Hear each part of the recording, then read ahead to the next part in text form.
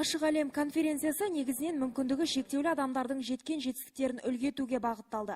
Шара қонақтары мүгедектердің қолынан шыққан бұйымдар көрмесін көрді. Өңір басшысы өз сөзінде бүгінгі таңда мүмкіндігі шектеулі жандарға мемлекет тарапынан зор қолдаудың барын атап өтті.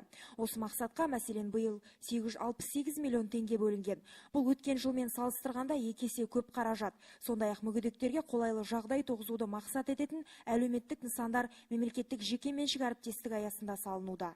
Жұмыс компаниясы менен мемлекеттік жекеменшік серіктестік аясында біздің келісіміміз бар.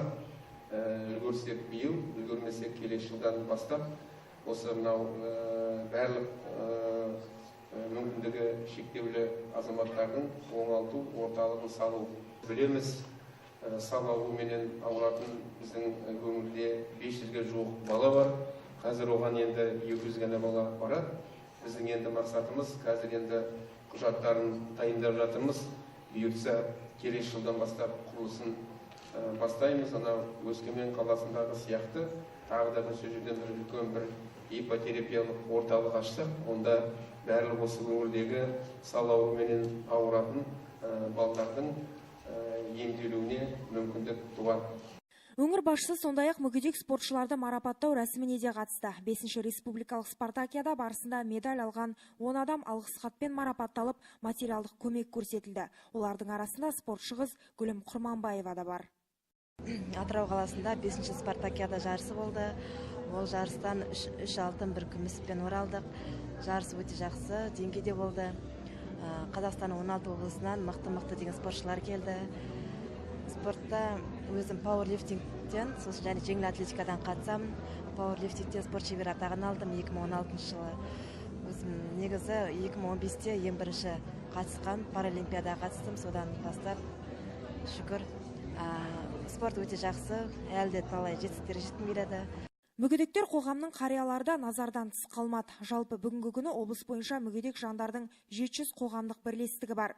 Бірақ олардың бәрі бірдей белсенді жұмыс атқарып отырған жоқ.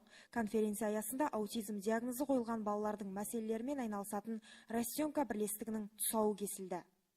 В наше время на 20 здоровых мальчиков. Біздің заманымызда 20 ауылдың 80 қыз баланың біреуі аутизм диагнозымен туылады. Біз денсаулық сақтау, білім, басқа да әлеуметтік салаларда аутист балаларға деген қоғамның көзқарасын өзгерту үшін бірігіп отырмыз. Конференция барысында бірқатар ұсыныстар да айтылды. Оның ішінде мүгедек жандардың мәслихат депутаттығына үміткер ретінде ұсынылуы, оларды жұмыс орындарымен қамтамасыз ету және ардагерлер үйінің жұмысын қайта қалпына келтіру сияқты өзекті сұрақтар көтерілді. Айта кетсек, бүгінгі таңда облыс бойынша 24 мың мүгедек жан бар, оның 3 мыңға жуығы балалар.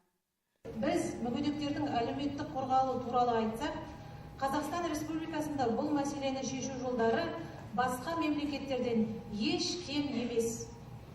Мысалы, қазіргі таңда әрбір мүгедек адамда жеке оңалту бағдарламасы бар. Әрқайсымыздың әлеуметтік жәрдемақы алуға, оқуға, еңбек етуге, демалуға, үкімет тарапынан берілетін түрліше қызмет түрлерін алуға мүмкіндіктеріміз мол.